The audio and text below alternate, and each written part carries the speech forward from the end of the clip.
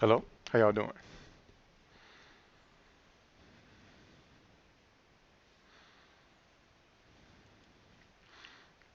So, I'll see who pops up. Uh, Plan on talking about astral projection today, out of body experiences.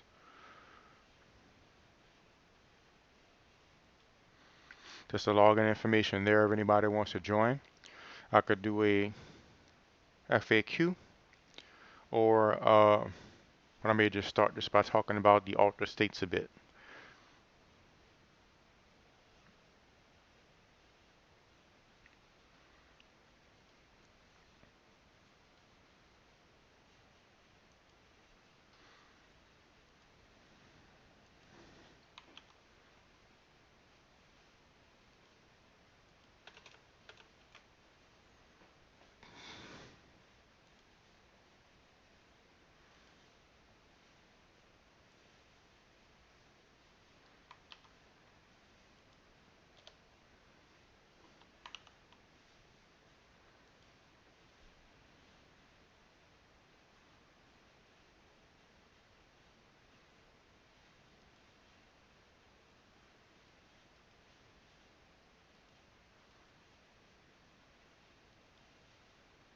So,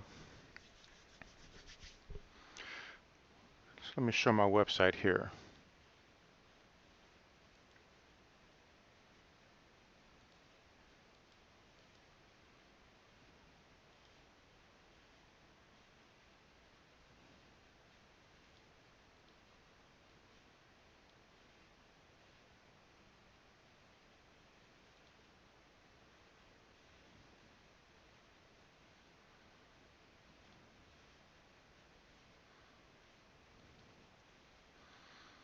It looks strange with it not being as tall as the other one.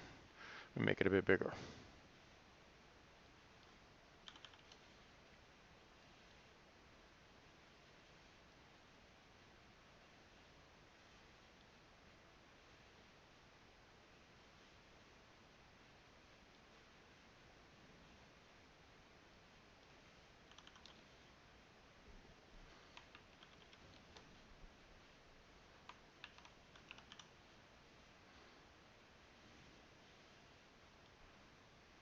So, this is my website here, and you can click books.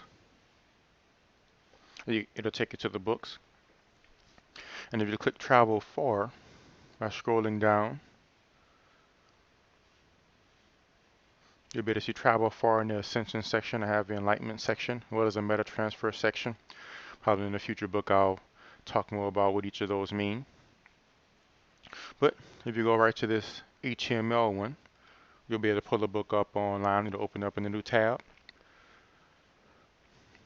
And when we get to travel far. So this is a symbol that symbolizes the physical body right here in the lower part, the non-physical body here, and the consciousness here. So it relates to an experience that I had as a kid where, so I used to have out-of-body experiences spontaneously when I was a kid. I just wake up floating at the ceiling and stuff like that. But one particular time, I became aware floating in the corner of the room, like in the ceiling corner of the room. And I realized that I didn't have a body. I was just like a point or a field of consciousness or a point or a field of awareness.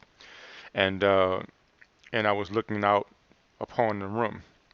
And what I saw was my non-physical body floating at the ceiling, which I remembered always floating at the ceiling. And I also saw my physical body on the bed under the covers.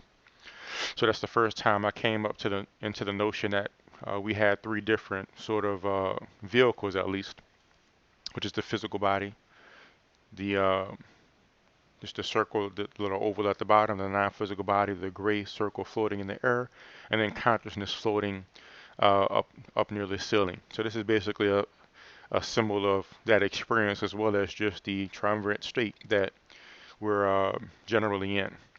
So I've done research into people like Barbara Brennan, who talk about many different bodies, and you could even research like Indian traditions, and um, it'll talk about more than just one non-physical body, like basically um, like the astral body and the mental body and so on and so forth. And I have very little experience with multiple bodies, but I'm pretty sure that that is a thing.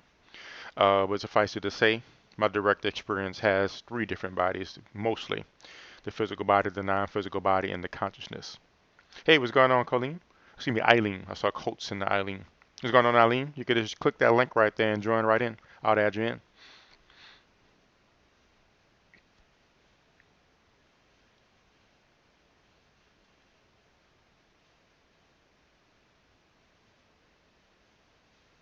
And if you're on your cell phone, you could also call as well. There's a dial-in number and a pin, so you could just actually use your pin and dial in too whenever you're ready to join.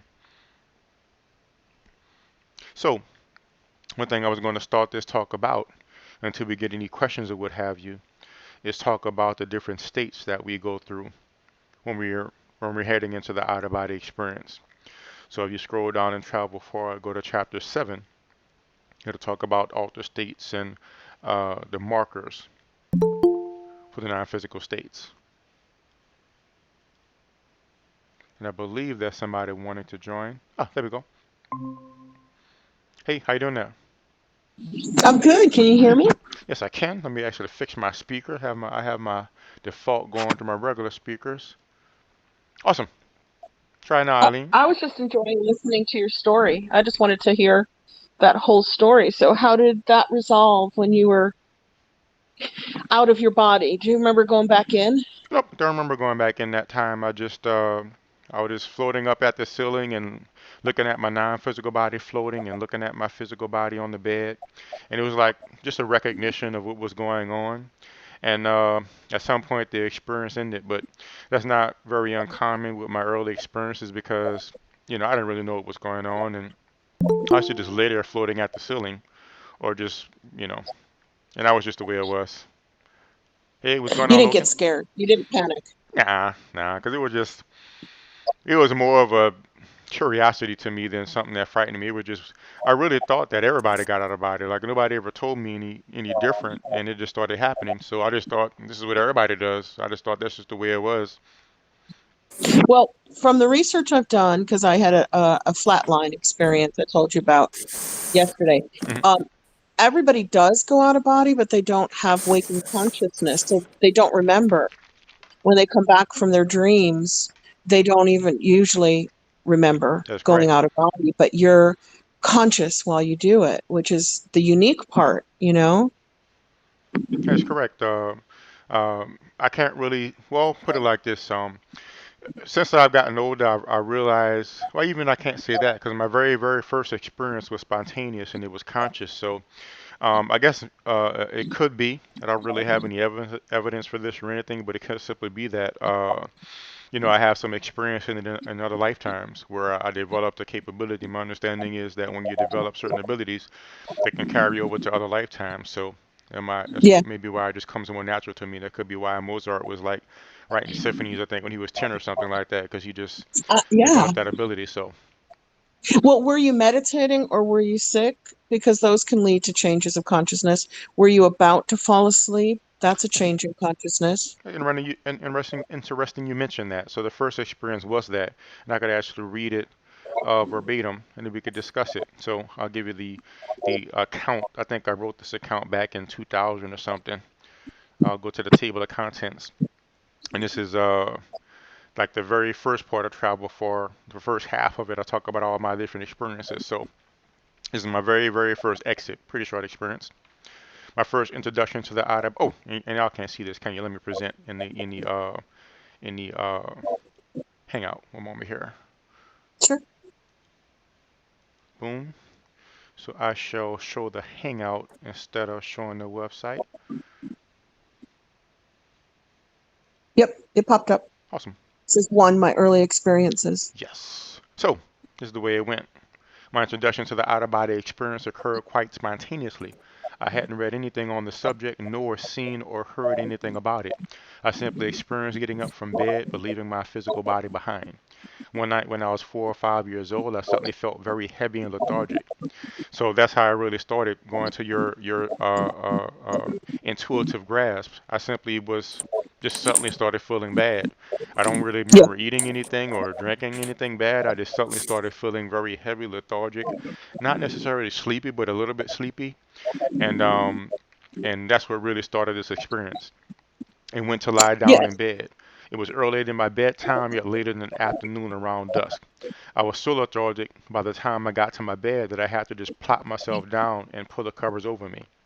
So, like literally, when I was walking towards the bed, it almost felt like somebody was like every step I took, somebody put another weight on my feet.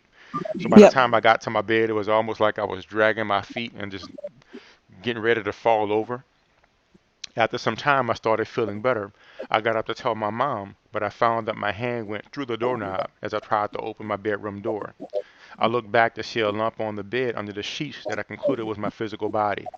Now, one thing I didn't mention here, I actually tried a few times. Like I put my hand through the doorknob and it's like, that can't be right.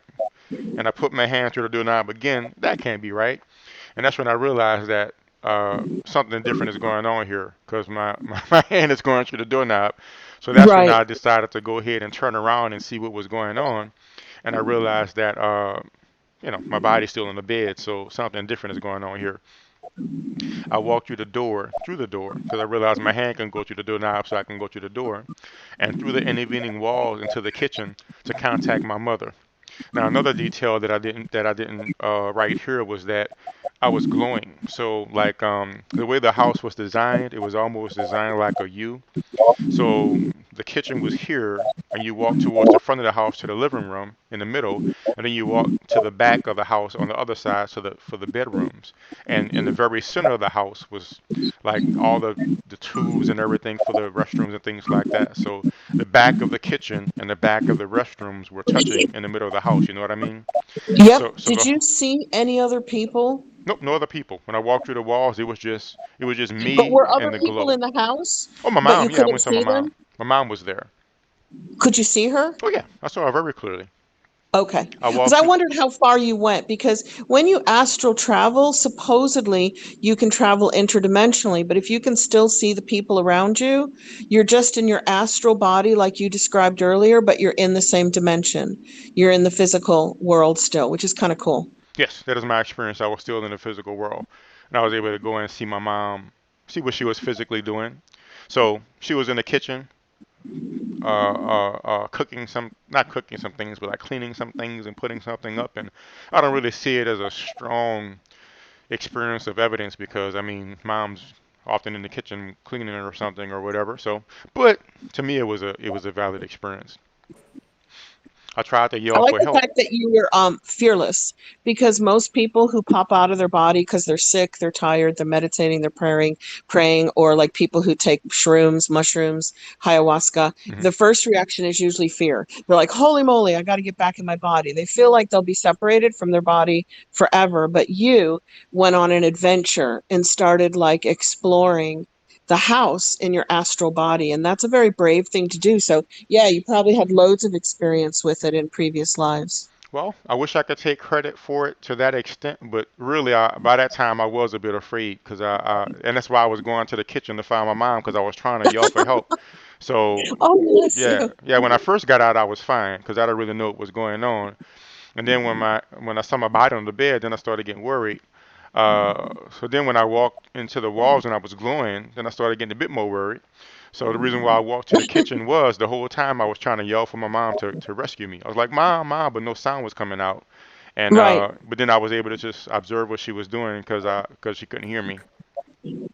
So That is yes. super cool. It's Mm, very similar to mine too, because I when I was 17 and I was living in Egypt with my dad, my mom was in Chicago and I lived with both of them. I got an extra shot. We had mm-hmm. shots that were like for yellow fever and smallpox and all kinds of things that they didn't have in America. And I was just over immunized and I flatlined. How old It's were you called again? anaphylactic shock. I was 17 Mm-hmm. and it was 1977 and I was in with the company doctor and the company nurses for Amoco, which used to be Standard Oil. Hmm. And I don't recall leaving my body, and I'd never OBE'd before that, so I didn't know what was going on like when you were 5. And there was no breathing and no heart rate. no respiration. So, like you, I was hanging on the ceiling, face down over my body like a mirror, like the head was over the head, the arms were over the arms, the feet were over the feet. Hmm. But because I didn't have the third body, the Trinity that you're talking about, right? Hmm. My consciousness was in the body on the ceiling, looking through the eyes of the cloud on the ceiling. It was invisible. It was just consciousness. And I didn't know the person on the table was me. I had no ego, no identity. I didn't know the man standing over the head of the girl crying and asking her to open her eyes was my dad. I didn't have that identity. I didn't know what was going on, but I was curious and I was not in pain. I was not fearful at all. It felt like a natural state of being to be floating on the ceiling and watching this scene, kind of like when we turn on the TV at night and watch a movie. We just Hmm. get engrossed in it. That's how it felt. I was unemotionally connected to the dead body on the table, which was actually me. And did you say you didn't And have a body when you were floating? I did not have a body. I Hmm. was pure consciousness. The third part that you experienced was gone because the body on the table had no life. The lifeline between the two was gone. It was severed. So when you were in your bed, your body was still breathing. So you had three. You had the consciousness, you had the body that could walk through walls, and you had the body in the bed. But when the lifeline is cut and the body is dead, no oxygen, no brain waves, no breathing, no heartbeat, no circulation, then you have two. Because that's what I had. I didn't have the third, which you really described really well. And the doctor successfully resuscitated me, but the first comment I made to him, I don't recall going back in my body, but the first comment that I made to him was, let me go. Now, why would a 17-year-old who loves life and is happy and everything's great say, let me go? Obviously, it felt better to be free of the physical body. And so he gave me more adrenaline and more, there were no paddles. It was manual CPR. And he gave me so much adrenaline, I had to lay flat for 8 hours. If I sat up, I'd have a heart attack. He put double the human dose of adrenaline in me because he just thought when I said, let me go, I was just not going to come back. Hmm. And that started my quest of, like you, reading every book I could find on NDE, OBE. So all of my knowledge is based on other people's experiences like yours, because I just read what other people experience. And a lot of people who have never met describe the same thing, you know? Hmm. Yes, that is very And interesting. my favorite author on it is Atwater. PMH Atwater has a book called Near Death Experience, the Rest of the Story. And all she does is interview 4,000 people, including children. And they all have to have a clinical medical death where a doctor's record says, yeah, they flatlined, there was no life, or they were on life support, they were on breathing machines, or they were in a coma.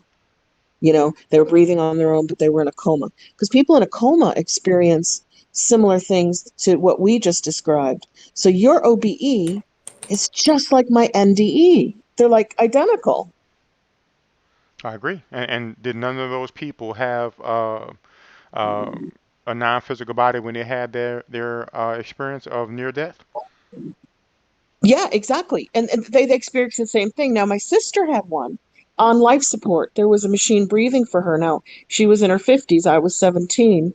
And she left the room. See, you never left the house. I never left the room. I don't recall going back in my body, neither do you. And she went to the other side, like Anita Morjani's book, Dying to Be Me. And she met our grandmother who had died like 10 years earlier. And she stayed there, and it was a very heaven-like place. It was beautiful. It was peaceful. It was bright colors.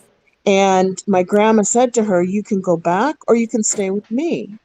And the only reason she went back was she had sons. And she said, I don't want to die on Christmas Eve because that'll ruin Christmas for them. Because she got sick, more like deathly sick on Christmas Eve Hmm. with like this fasciitis disease in her lungs that ate half of her lungs. It was a really bad infection that was going around Grand Junction in Colorado. 5 women got it. And my sister was the only one to survive. And that's because this Italian doctor came in and he pulled her off the breathing machine. Hi, if we leave you the machine breathing for you. You must start breathing on your own. So long story short, she got everything. She got the tunnel. She got the light. She got the dead relatives. I got nothing. I just hung on the ceiling until I could go back in my body. Mine was so boring and so fast, Hmm. like 5 minutes. Hers was like she was in a coma for 2 weeks. Really? And when she came back, she thought it was Christmas Day. There was no time. See, when you get out of the human body, there is no time. Remember we were talking about time yesterday? Hmm. And she came back 2 weeks later and thought it was the next day when she came to. So that's it. Those are my NDE stories that I called in to share with you today. Awesome. I appreciate you sharing. And Yeah, I want to give room for other people to talk too. do you have any type of experiences like this, Logan? No, not really. I've had, weird. I've hallucinated on certain drugs and whatnot, but Hmm. no, I haven't. I haven't had an NDE or outer body experience. So And to make sure I'm understanding properly, Eileen, out of the 4,000 people that this lady interviewed, out of the ones that flatlined, none of the ones that flatlined had a non-physical body? No, when the it seems when the body is dead, you're dealing with two bodies, the body on the table and the consciousness. And then it seems when you have an OBE and there's a life in the body, you have a third, you have the Trinity. Hmm. You have a third body, which is really interesting, but I don't understand the mechanics of it. And just saying, Logan, a lot of drugs can cause OBE and NDE experiences with people. They can see angels, they can talk to dead loved ones, and see other yeah, beings. I mean, I've had like, extremely powerful experiences with. It's like I went to bed and yeah, I guess people call it like the it's like similar to like the DMT trip or whatever. But yeah, it's just like hard to put into words like what I experienced, because I think it's you so go to other abstract. dimensions, and I think Yeah, I that mean, I Daryl and felt I were hanging around our bodies, yeah, I we're definitely staying felt there. like it was just weird. Like best I can describe, it's I just felt kind of like one with the universe. I guess I don't know, and there was just no worry, no negative emotions. I don't know. It was pretty cool, but I just don't. Yeah, I can't really describe why, or except for that I was using. Would you mind saying what drug it was specifically? I've done like Uh, it's happened like with I like mean, with lots of that much. particular experience, with the. That was some sort of I don't even know like what I like smoked. So it was something. It was like weed laced with something, and like as I was like laying down, it was like really similar to like meditation, Hmm. and then like I just you know yeah, I don't know, I just had that experience. It was just weird. I was Yeah, I just don't going know to what it say, was. you can get to the same places with meditation Yeah, without yeah. the I mean, risk of drugs. Yeah, definitely. Just in case anybody's listening and going, oh, I'm like, no, yeah, that's try why I it through say like it meditation. has, because I'm sure it like has that this DMT neurotransmitter release. Yeah, Yeah, and that's what I really believe what happened, and I just kind of was conscious during it instead of being in like heavy REM sleep or whatever. Hmm. cool. Pretty awesome. Yeah, yeah. Y'all have any questions about anything? I'd like to share, Okay. but you got to, I'm a Gemini. I'll never stop sharing. You tell me to stop sharing. You have to go, stop sharing. When I read that book by Atwater, the reason I love it so much is the things that came out of the 4,000 interviews was that children never go to hell. They always picture a beautiful place. And adults, 15%, 1 5, go to a dark place, which is lonely and quiet and kind of sad, but not scary, but it's lonely. And then they move on into a heaven-like place where if they're like Muslim, they see Muhammad. If they're Christian, they see Jesus or Mary. Hmm. And if they're Buddhist, they see Buddha. And if they're Hindu, they see Muruga or Shiva or all their other gods. So based on their training in life is who they see on the other side, Hmm. which is fascinating. And all people, every single one of them wound up in a heaven-like place eventually. But the only difference was the 15% who went to a dark place first thought they deserved to go to hell before they died. During the dying process, they were scared that they were going to go to hell because they thought they deserved it. And they went to a dark, quiet place almost to heal before moving on into a beautiful heaven-like place. And all the people, like, what is that, 85%, who thought they deserved to go to heaven went straight to heaven. So the reason this is so important to me is I want to tell everybody who's alive, please believe that you deserve to go to heaven, because that's where you go then. You go to where you think you deserve to go. That's how it works. I would agree. What do you think that So we get, says for the religious yeah. beliefs of the world? Yeah, so get right with God, get right with other people, and really believe that you deserve heaven. Don't be hard on yourself. The really sad thing was some people who did very little wrong still carried a tremendous amount of guilt and sent themselves to the dark place to heal. Hmm. And other people who'd done a lot of things wrong still felt they had an arrogance or a sociopathy that they still deserved heaven, and they skipped the dark place. So the dark place is not really tied to deeds. It's tied to a healing so that the soul can then feel that it deserves to be in a light place. Isn't that interesting? Yes, it is. It is quite interesting. You know that a lot of the religious people, they pretty much damn you to hell if you if you don't satisfy their needs, right? So apparently that Yep. means that that's not what hell is for, right? No, apparently we are our own judge when you get to go to the other side. You judge yourself. How interesting is that? So that's all it goes to, because everybody in the book came back to tell the tale. So we've never interviewed somebody who moved on to the next stage. Like, what's the next stage? Well, they never came back to tell us. They're gone. And what's the name of the book again? It's called Near-Death Experience, The Rest of the Story. It's very old. It's probably from the 90s, maybe? Let's see here. And it just clinically interviews 4,000 people and tells you what they report. And that's how I get all my information. If a bunch of people see something the same, I'm like, okay, that's the way it works, because these people don't know each other.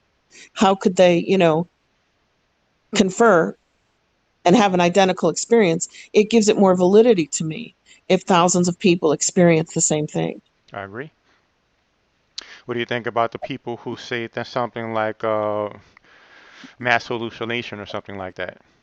Oh, I have a Mandela Effect book coming out with a couple of other Mandela channels, and we're dealing with the confabulation and the mass um, hysteria, the mass hallucination, because they can't really say that, because that proves a hive mind, which we actually do have. We have this subconscious human mind that Carl Jung wrote about with the archetypes, and often when you're regressed, or hypnotized, you go. Collective consciousness. Yeah, That's exactly. like his term, I believe. Yep, that's it. And if they come out and say everybody's misremembering that thing exactly the same way wrong, it actually proves collective consciousness. So they won't even say that. They call it confabulation, which Well, is mass misremembering. It's crazy. So yeah, we're kind of dealing with that subject. One of the authors, which is how I found you, Daryl, you did Paranormal Frequencies with Sherry and Shane awesome. on Unbiased and on the Fence, and I subscribed to you during that show. And I do a Saturday night show with him where we do live meditations to heal the world based on Lynn McTaggart's Power of 8, but we've got like 100 people doing it, and then 1,000 people do it after the fact, which is retrocausality. So those 1,000 people who go in and do the meditation, it's as if they're with us at the time that we do it. So Understand. that's how I found you. I figured it out last night. I was talking to Shane, and Shane's one of the co-authors of the book, and we're dealing with collective consciousness and the Mandela effect. Are you guys are you too Mandela affected? Do you see things changing around you? Oh yes, I've seen that No. before. No. I mean, if I have like little, I just attribute it to like faulty memory, most of the time. And that's the same thing, like with like my experience that I had, or certain experiences. It's like, hey, it was my brain, you know. But I'm not That's like, that's a I don't, human yeah, I just, mechanism.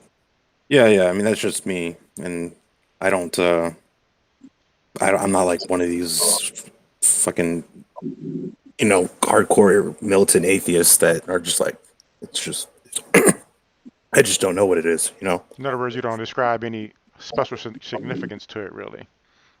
Well, I mean, it is really significant. It's very powerful experiences, but the thing is, I just ultimately I go, it's probably just my brain, you know, Yeah.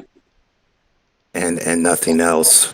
But I'm definitely open to like, yeah, I can definitely be fucking wrong. Yeah, I'm open to being wrong all the time. What's your In fact, I'm probably more wrong than right most of the time. what's your perspective on that, Eileen, as far as what's going on with that?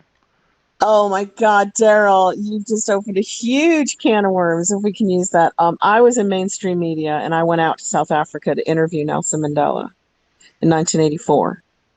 So my Mandela effect involves Nelson Mandela. Okay. And uh, um, I was denied access, and I got to interview Adrian Vlok, who was in charge of law and order when he was, in prison for like 27 years. Okay. And we were talking about humanitarian release because in South Africa, life in prison means life. It means you have to die in prison, whereas I think in the USA it's like 30 years or something. I don't know exactly what it is, but it's definitely not life. And In other words, you're saying like if another country gives life in prison, you literally is until you're dead. It's not like a year yes, type of thing. yes. And he was dying, and he was dying in prison, and people were like, well, come on, the man served 27 years. I think it was 1964, right around then. He was one of a handful of people who bombed a train station, and 4 people died, including, I think, children. And so he was jailed for murder, for terrorism, and nobody knows that. Everybody thinks that he was jailed for speaking out against apartheid. Hmm. And there are a lot of people speaking out against apartheid who were jailed. You see, so that's a blurry line there that has some, like, cabal Illuminati push behind it, because his prison number had 666. Hmm. So there was some weird stuff going on with the Nelson Mandela, the mini Mandela, his wife with the football team. Remember that? Not really. I guess I didn't really look into it too much. And you're young. You're younger than me. Okay, so I came back and I went ahead and aired the interviews on Loyola University Radio in Chicago. I was contacted by some South African groups who wanted access to everything that I had, and I couldn't give that up. I said, no, you can listen to the broadcast like everybody else. I'm not going to give up my raw tapes. And the next year, I got hired by National Public Radio, and that's where I worked in Chicago for many years before being hired by Radio Deutsche Welle to work for the German Broadcasting Network. And then my years in Europe, I worked for Canadian Broadcasting Company. I worked for French National Broadcasting. I worked for Vatican Radio. Did a couple of reports for them. I basically would work with all the European networks once I was based out there, all in radio, because I was living in Eastern Europe, and that was kind of my area of specialty, was Eastern Europe. So back to South South Africa. I go to England. I start working with some oil companies on media and public relations, and I meet my husband. We get married, and boom, Nelson Mandela shows up in London with the Spice Girls, like this pop group, and he's talking with them at some media press conference. And I turned to my husband. I said, "That's impossible. He's dead." And he goes, "What do you mean he's dead?" And I said, "He's dead. It's 1995-ish, right? Hmm. 94, 93, right around there." I said, "I reported on his death in 1986 or 1987. He died in prison 2 weeks before his release on humanitarian grounds. I remember how sad that was, that he got so close to his release and he died." So I thought I was having, really bad memory. If you're going to talk about memory, because the human response when your paradigm gets challenged, your reality Hmm. gets challenged, is to say, oh, I just have a bad memory. But how could you remember something that distinctly of a man being dead who's now suddenly alive again. And you say you reported So on his death, like as a reporter. yeah, I was working for National Public Radio at the time, and in at the time of his death. So I'm like, wow, that's kind of an intimate relationship with the Mandela effect, and I just forgot about it. I just let it go, and I thought, I must really, either I'm insane and totally forgetful, or I've jumped into another dimension Hmm. of Earth. So that's all I could put it down to. We didn't have CERN back then, it wasn't a thing. We didn't have the Hadron Collider. We didn't have D-Wave, all that other stuff that they blame it on, which is not anything to do with it anyway. It's not a man-made event. Hmm. It's a consciousness event. It's a consciousness evolution. And so years later, I saw the logo change on my car on a Volkswagen. And I'm like, hang on a minute, where did that line come from on my steering wheel? And I'd always been, when I was driving it, I could never see where the V and the W stopped. So I'd think, why did they just put a break between the V and the W, and then I could see where it breaks? Well, that was in 2012. And in 2016, when I traded the car in because it was having a lot of engine problems for a 4-year-old car, it had the brake in the steering wheel. And I'm like, what the heck? Did I just cause the brake in the Volkswagen logo? And then I looked around and all the cars had the brake. I looked online, all the Volkswagens had the brake. I researched the logo history. It had the brake since Nazi Germany invented it as the people's car. Volkswagen. It always had the brake. And that's when I bumped into Shane's channel, because he'd already discovered the Mandela effect as a thing 6 months before me. And we hooked up, and I found all these Mandela effects, Berenstain Bears and Star Wars, Luke, I am your father, and Yeah, Bible changes, The Lion and the Lamb, Misha mentioned gone. Berenstain Bears in the chat. Apparently, he saw the Berenstain Bears one. Okay, so everybody has their own trigger. And mine was Nelson Mandela himself. A lot of people remember him dying in 1991. So that shows that we have at least 3 dimensions of Earth coming together right now, right here. Because I'm the 86, 87, Mandela died. There's a lot of me. I've met them. And they say, oh, yeah, I remember him dying in 87. Then a lot of other people are like, nope, he definitely died in 91. And there's a book in South Africa called English Alive, and they use it to teach the students in South Africa how to speak English. It's an official educational book, and it has a whole page on Nelson Mandela's funeral in 1991. And then Nelson Mandela, the newspapers in South Africa came out with him dying in 2013, and then the official date of death was changed to 2014. So this man has 4 different years that he supposedly died, like 86, 87, one of those, 91, it's in the book, 2013, misreported, 2014, actual. And you think this is a part of a spiritual evolution? I think like Loken said, that the human consciousness has a mechanism that if anything threatens your view of reality, which is called a paradigm, okay, you immediately go, oh, I must have misremembered that. Oh, I must be wrong. You don't allow anything on the outside threaten your beliefs of reality. Okay, and now there's so much changing on the outside that we have to create a new paradigm to say, well, how is it that everything is shifting and changing around us all the time? And a lot of people blame it on CERN. A lot of people blame it on D-Wave.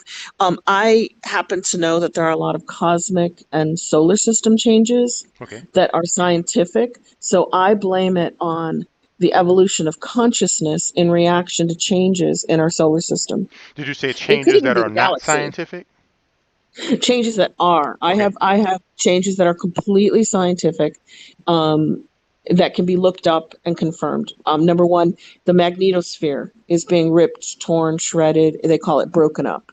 Our magnetic shield or magnetic field around Earth, which protects us from incoming radiation from the galaxy and the solar system, is completely almost gone. It's just like shredded, you know. And as a direct result of that, they will tell you scientifically that's why the Schumann resonance is rising and spiking. What's the Schumann resonance? It's the sound that the Earth makes at 7.8 hertz. Okay. And it's a constant sound. And if you don't have it, you go crazy. People in space, if you believe in space and you believe in the ISS, Nowadays you can't be sure, right?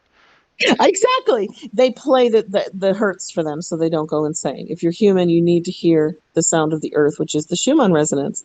And that's going wildly off the charts now, over 100. The amplitude's up, the hertz is up. Okay, so all the planets, University of Wisconsin study, I read it in 2016. It's now basically information has disappeared off the internet. It's very hard to find. All the planets in the solar system are heating up, not just Earth. Everything is heating up. The plane of the solar system. You know what the plane is? It's like the level. Like if you want to level something out, you're building something, you have to use a level and make sure the bubble's in the middle. Hmm. The plane of the solar system is 7 degrees off the plane of the galaxy, which means we are separate to the galaxy. Some speculate that we were cannibalized as a smaller galaxy called the Sagittarius Dwarf Galaxy that was eaten by the Milky Way, like who knows when, gazillion years ago. Or they think that NASA says what's perturbing the solar system, they use that word, is a very large planet getting closer and closer. Sounds like Nibiru. Or a lot of scientists are speculating, real scientists, that we have a dwarf sun because 80% of all stars come in twos or threes. And they think that we're a common star. So our dwarf sun, which would be a binary brown dwarf, so it wouldn't be very bright in the night sky, it would be dark, is getting closer and closer, sucking off the magnetosphere, increasing the Schumann resonance, heating up the planets. When all this galactic stuff is going on, Earth is being bombarded with gamma rays and helium rays. And this is from like NASA, who will tell you when we're going through a helium cloud or a gamma cloud. And all these changes are changing our brain waves. So I see it as a kind of consciousness awakening. Like now we see how matter works. Matter shifts and changes around us all the time in response to collective consciousness. And now we can see it. Before it was invisible. We couldn't see how matter responds to collective consciousness. We thought matter was one thing, and we thought consciousness was another. And now with the Mandela effect, we can see how when you get the majority of people thinking something, matter shifts to match it, whether it's right or wrong. It's just responding to collective human consciousness. Interesting. Yeah, now I've just told you the whole book. There's the whole 200 pages. But the other writers have other things to contribute. And that's your book that's coming out soon, is that right? Yeah, I didn't Right. come on to promote the book. You know that, Daryl. But Shane is a professional layout graphic designer, and he's got the covers done. And we're publishing with 4 YouTube channels. Vanessa Va, she's a lot of fun to listen to. Spirit Walker, he's in Australia. He's awesome to listen to. Shane, Unbiased on the Fence, and me, one Eileen Colts. And it's called Mandela Effect, Friend or Foe. That's all we're doing is examining, is the Mandela effect bad? Is it neutral? Or is it good?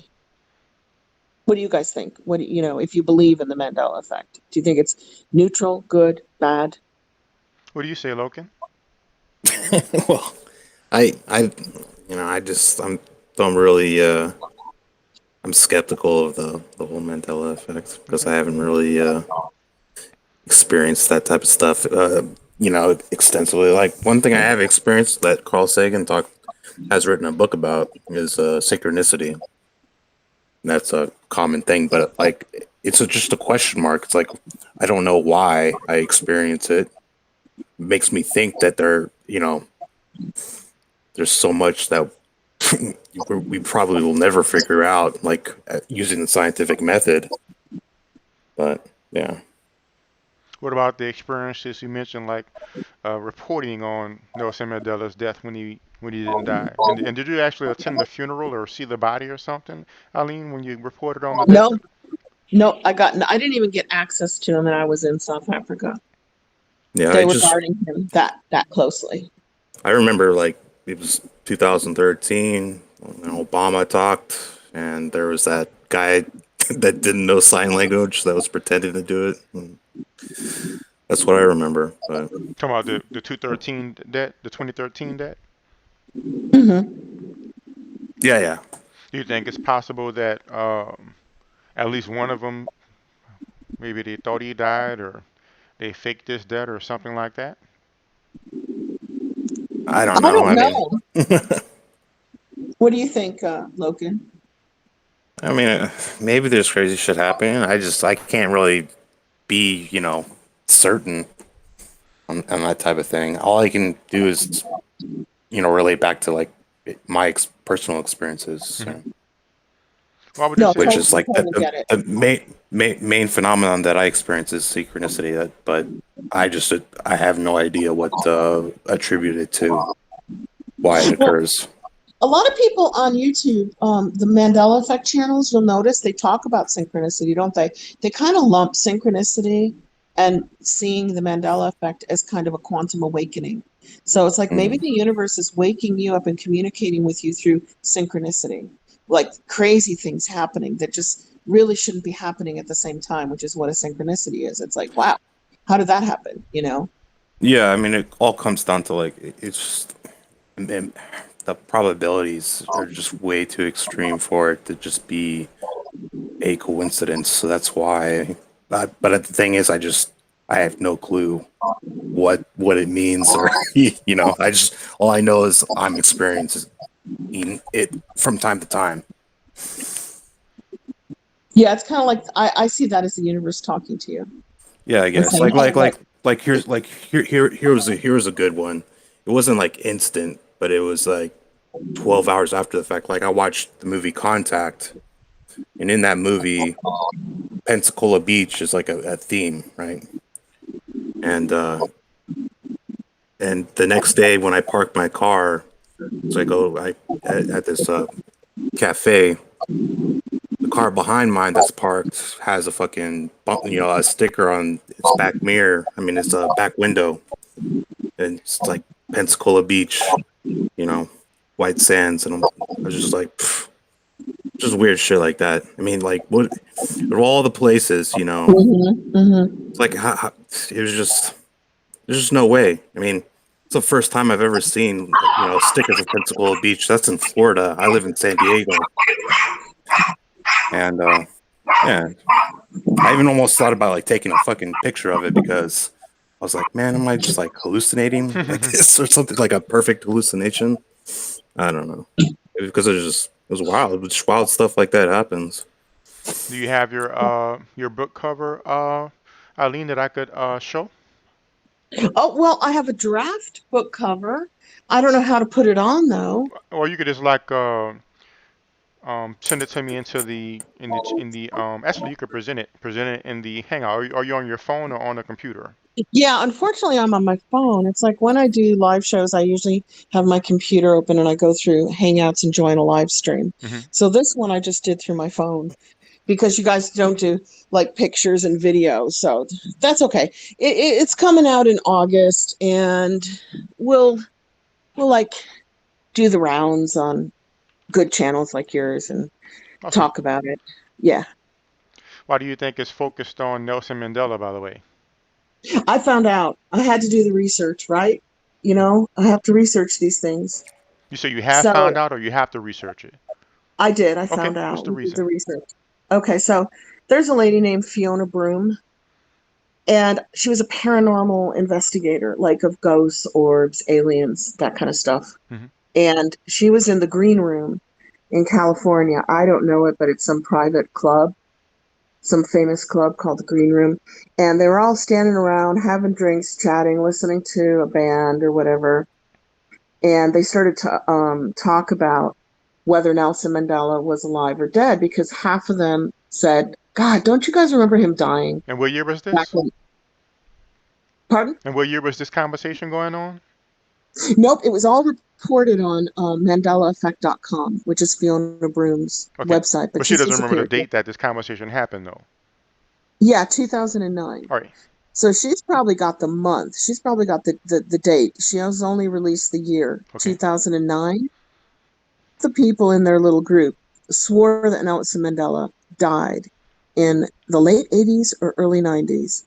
And the other half in the group said, of course he never died. He's, well, I guess in 2009, he might have been retired as the president of South Africa because he became president in like 94. So that's how it all started. They were debating, why do some of the people in the group, their friends, think that Nelson Mandela died a long time ago? And why do other people not remember his earlier death?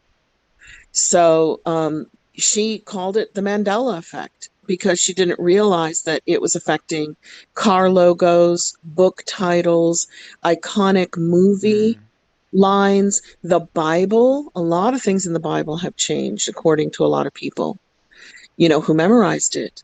What else? The human body. Have you guys noticed any changes to the human body, like where the heart is? You can't give anybody a sucker punch anymore. Do you remember the sucker punch? If you punch somebody in the back, you punch their kidneys. Well, the kidneys are now up under the rib cage and cannot be sucker punched. That's a good one. Okay, that sounds interesting. Geography, geology. Actually, there's no topic that the Mandela effect hasn't touched except for sports. Everybody goes, why are there not Mandela effects in sports? And I said, I don't know.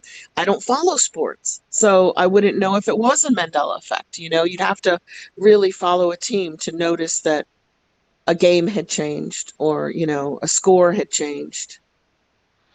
But so basically, she's the one that coined the term, and she basically originally noticed it with Nelson Mandela, and that's how it got his name. Yeah, that's how it got its name. It's really, we keep saying it should be called the quantum awakening because it's basically showing you how matter responds to consciousness. Matter is energy, consciousness is energy. We're in a material world and we're thinking it into being and we're feeling it into being. We're using our heart energy, our mind energy collectively to kind of think and feel this world into a material matter-like state Hmm. of being. And that's the most quantum approach to it. And it's not CERN, it's not D-Wave. There's no humans in charge of this thing. It's much bigger than them. Especially with all the planets heating up, the solar system tilting, or as NASA says, being perturbed.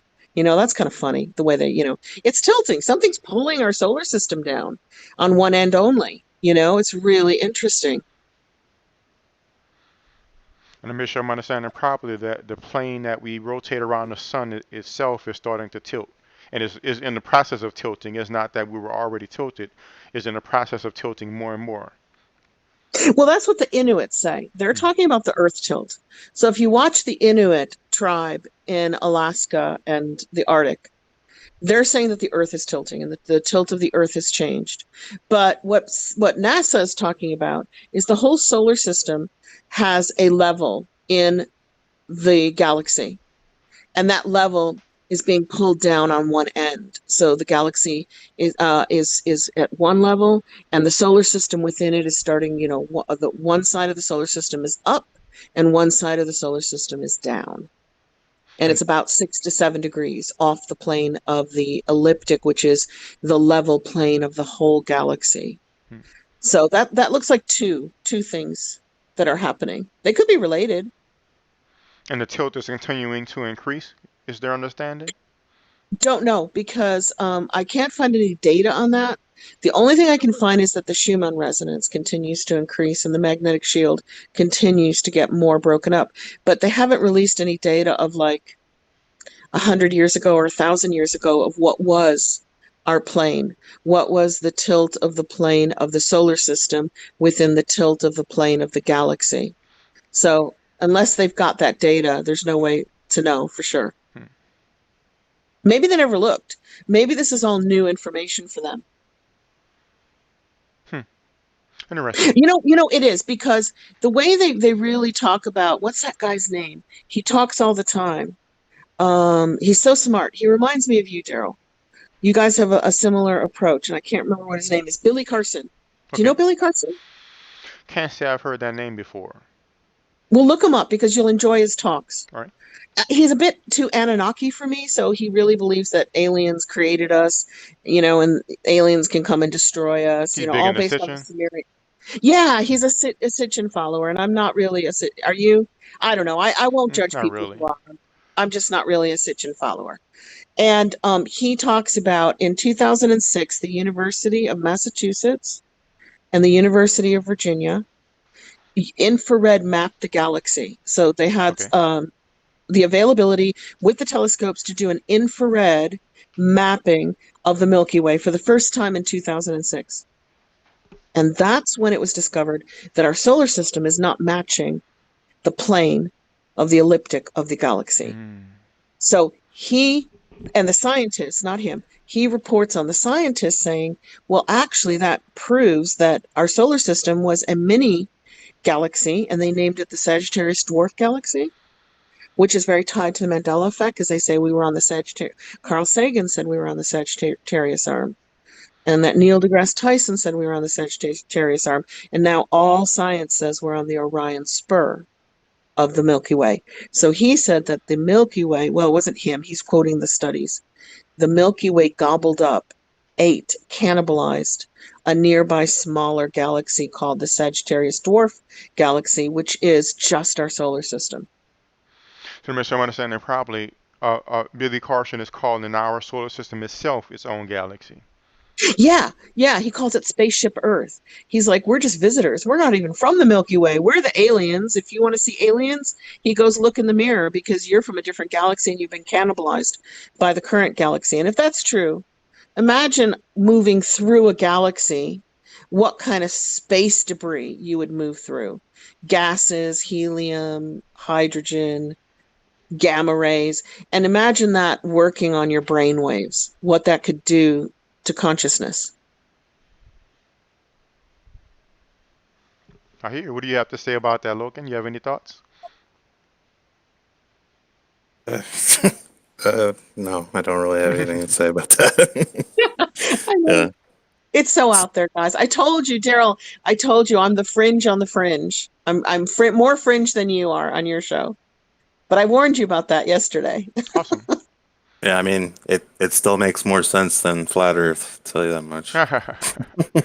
Yeah, I'm like, I don't know what shape the Earth is, but if I don't even care what the shape of the Earth is, people get mad at me because I won't take a stand. I'm not.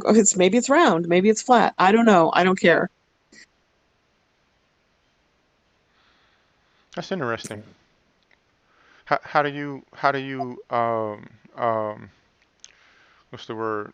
I don't know the proper word I'm thinking about, but how do you marry that with the idea that the solar system is its own galaxy and was absorbed by this galaxy and the tilt of the solar system is leaning. It seems inherent in the idea that we're a solar system in a galaxy We're that round. Yeah. yeah. But all that came from NASA and all that came from the authorities. And I don't trust the authorities. So I'm like, is any of that true? I'm just giving the research on what they think. And I'm like, okay, I think the universe is holographic. I think it's multidimensional. So, it could be anything. I mean, in a multidimensional holographic universe that's made up of light, one person could see it as round, and then the guy next to him could see it as flat. And both could be wrong. If it's light, if it's a hologram, it's neither flat and it's neither round. So I live in this very unusual dilemma of reporting on what the authorities know that they're not releasing, but then not believing what the authorities think they know because they don't know everything. They're just making it up as they go along, right? Well, I guess you'd have to ask them that. And then we believe it and then we debate it. We're like, Newton said this, Einstein said this, but Tesla said that. And I'm like, well, what did they know? What did Newton know? What did Einstein know? What did Tesla know? Probably no more than the three of us chatting here, to be honest with you, in reality. Einstein and Newton knew a lot more than me. So I can say that right now. But you see, if you are in a hologram, then they knew nothing because they didn't see the hologram. And if you can see a possibility of a simulated universe or a holographic universe, then you actually know more than them. You see, it gets kind of wishy-washy when you realize that reality might not be what we think it is. Well, the way I view it is, I don't know, the way my brain interprets its surroundings, that is reality. And there's not much, I mean, it's not like, we can't, if we didn't know about like atomic theory and whatnot, we would think like, yeah, everything is solid. But no, most of what we see is just empty space. But See? our brains make a model of everything so we can survive in this environment. You know, I but totally understand. But once we understand that everything we see is empty space, my I mind mean, goes almost to empty another space. dimension. Like Yeah, it said that if you took all the particles in like the Empire State Building and like connected them, if they were touching, it would be like I think the size of a grain of rice or something. So yeah, it's mostly empty space, but still we have to like live our lives as if things are solid objects. Of course, you're not gonna walk in front of you're not gonna walk on the freeway exactly. because bad shit's gonna happen. Yeah, I totally get that. So but yeah, I'm definitely not on like the side of, a lot of people that are, like, the physicists and whatnot that are just like, this is how it is. And there's who cares about the, supernatural or whatever. And Hmm. it's just, or they just think it's complete BS. That's just a big question mark for me. I have no clue. So I definitely don't mock that type of, you know, thinking. Yeah, I think it's good to keep an open mind. I'm probably more Yeah. on the side of the paranormal than the standard model of education at this point because there's just so much out there that's magical and amazing that we just don't understand and we don't teach. Like what exactly? Like OBEs, like at like the topic of the show when it started on. Like where is consciousness when it's outside of the body? Where does consciousness come from? Where does consciousness go? If consciousness obviously survives death, according to thousands of people who have been resuscitated, who maintained consciousness while their bodies were dead, so it's like mainstream science doesn't acknowledge what it can't explain away. It can't say why people recall things that were accurately said or done while their body was flatlined. Hmm. So it says, so it just won't go the places that it can't explain. And for science to be really good, you have to go into the places that you can't explain to try to figure it out instead of shutting those doors and saying paranormal doesn't exist. Mental True. telepathy doesn't exist. Yeah. They're closing too many doors because they can't explain it.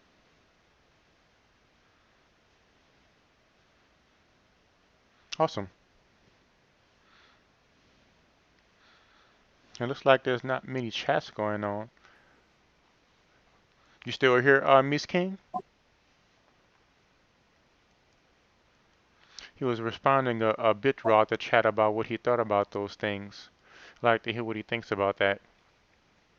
Yeah, I'll go in and read it. I'll go back because I can't see the chat right now. I'd love to go and see what people are saying. What else has been going on? What other good authors did you find or good topics? Well, I think you're covering the best. I think NDEs, OBEs, Mandela effect, consciousness, collective consciousness, um, structure of the universe. Your show just goes out there and talks about it all, which is why I really love the show. We gave you a live promo last night Awesome. I on appreciate it. Unbiased and on the Fence because we were talking about your show. Oh yeah, yeah. I was on that show I guess a few months ago. We were telling people this is a place you can go and call in and chat. There aren't many places like that. You have to be like invited in as a guest. And this is like an open forum. This is super cool. Awesome. I'm glad you enjoyed it. Thank you for sharing. Yeah, for sure. And he says he's here just trimming the hedges. But One of the things he said, if you want to comment on it, well, I can scroll up. We can go from the top. He said he doesn't believe in the Mandela effect. I asked him why. What he did say, I distinctly remember reading the Berenstain Bears with an A as a kid. They said it was Yeah. never A, that it was a Berenstain with a E. Yeah, I remember it with an E, You remember and it with an now E? it's an A. Now they say it's always been an A. Hmm. Berenstain, like a stain on a carpet. And that was a I'm with him cartoon, on right? it was a cartoon, it was a movie, a series of children's books. I had them in my nursery school. I had a nursery school in England, and I'm on the E category. Okay. And some people are like, nope, it's always been an A. And Mm, history says it's always been an A. But you remember it being an E. I do. And consistently, like maybe it wasn't like a typo or anything one time, but it was consistently an Nope. E. Yep, definitely. Yeah, I think multidimensional Earth is converging. Whatever's going on with the solar system and the galaxy might be squashing some different dimensions of Earth together in one place. Hmm. So I think that would be an easier explanation of the Mandela effect than Hmm. saying a hadron collides smashing particles at high speeds. Uh-oh. You know, We it's can't strange. understand you again. Your phone is it conked out. You know, if you have difficulty with your phone, there's a dial-in number too. If it conks out after a while, you could dial in and put in a passcode too. Or you can try, because I remember last time you had to reset. Maybe you could try just coming back in. Or you could try talking now before you go. Say something again. How's it sound? No, yeah, it sounds very like you're deep, deep underwater. We could barely understand you. So you may want to close and come back in with the link, or close and dial in. I'll post the information again. Okay, sounds good.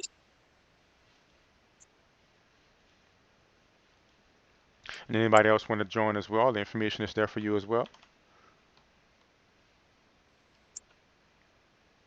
Oops, I mistaken deleted the.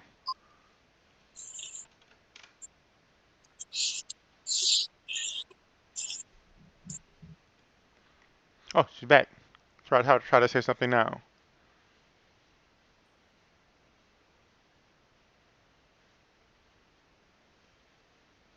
All right, man. I'm gonna head out. It's good talking to you. Oh man, good talking to you as You well. guys. Yeah.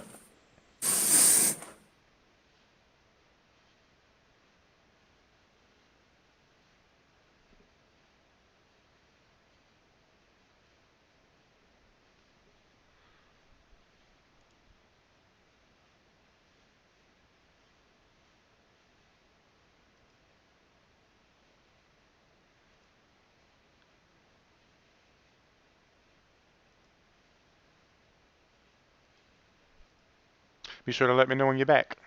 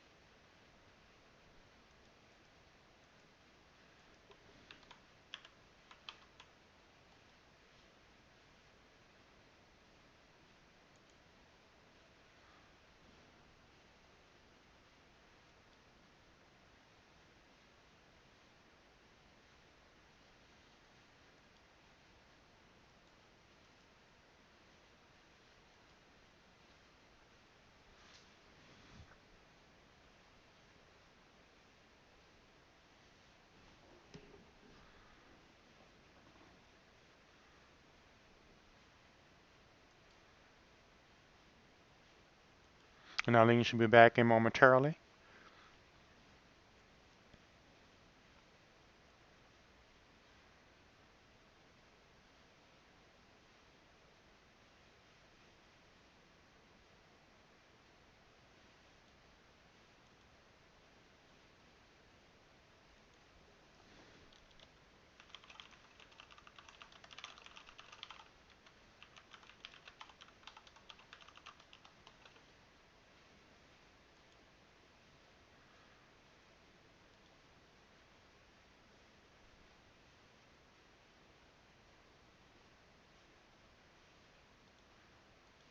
And I'll see if I can add her chat here.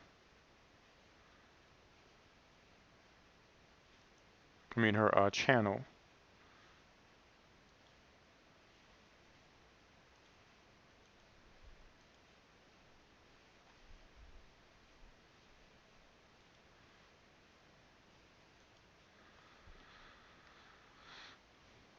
Her channel is one Eileen Colts. Right? Go to channel. Hopefully it does it. Hopefully it opens it in a new window. Yes.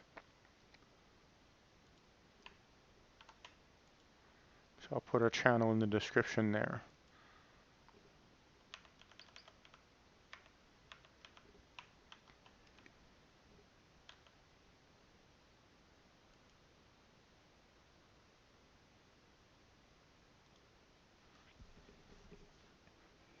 So take a look and see here. Now looking at our channel, looks like she has. There she is.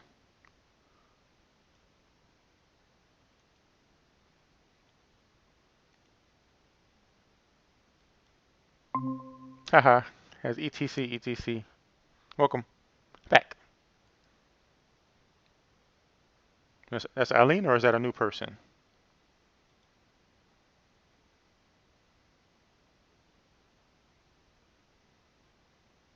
Hello? Are you there? I am now. Can you hear me? Yes, yes I can. Oh my God. I have such technical difficulties. I had to come in on my laptop. Ah, You're so awesome. awesome for putting my channel in. It's one Eileen Colts. Awesome. And uh Yeah, and because that's like one of my Google accounts. That's like a private Google account. I have no clue how this works. Yeah, it's for Eileen Colts, the ECT. I got you. But And it has nothing to do with my channel. Yep. and the question that at least the after he mentioned the Berenstain Bears, he said, I think it more likely they changing people's memories than actually changing reality. And asked him who they is, but he didn't respond. Maybe he missed that question. But he said, I think it more likely that they, someone, or maybe I guess collectively, you know, people are changing our own memories. Either he means somebody else or us as a whole changing our own memories rather than actually changing reality. What do you have to say about that? Who, me? Hmm. I think, and I could be wrong, because I know nothing. Remember, I only think I know. I'm trying to figure things out, but tomorrow I might read something that makes me think differently. Hmm. I think the collective consciousness, like the 100th monkey, is affecting matter. Okay. I think we're doing it together on a subconscious level, so we're not even aware of how we affect matter around us. And I think all those Buddhists and Hindus who and ancient Chinese philosophies that said the material world is a product of your imagination, I think they were Hmm. spot on. But it's not just a product of my own imagination. It's us collectively together. All right. So in response to that is literally that the world is changing and is not just a memory change or but that we're changing the reality itself. Yeah, but then again, because of all that solar system stuff that's going on with all those changes we talked about earlier, Hmm. that could be forcing the changes on us. Okay. So, if the Schumann resonance changes and we get bombarded with a lot of gamma rays and the magnetosphere is broken up and a lot of gamma rays hit our brain and our brain waves change, that's out of the realm of collective consciousness and that's more of a galactic or a cosmic event. So I'm kind of on the fence between, there's some proofs that it's collective consciousness changing things, and there are some ideas that it might be the cosmic energies coming through now. Hmm. Awesome. I mean, maybe before pole shifts, maybe this Kali Yuga that Hindus talk about, the rising and falling of consciousness every, Hmm. 6,000 years. Maybe that's timed with a pole shift, a magnetic pole shift. And maybe civilizations rise and fall. every 6,000 years. I'm starting to get that idea based on a book that CIA.gov just released under FOIA. It was by Thomas Chan. It's called The Adam and Eve Story. And in 1956, they removed it from the public based on national security. And in 2017, January 17th, 2017, the CIA did a dump of 13 million pages of previously held information for national security, and his book was one of them.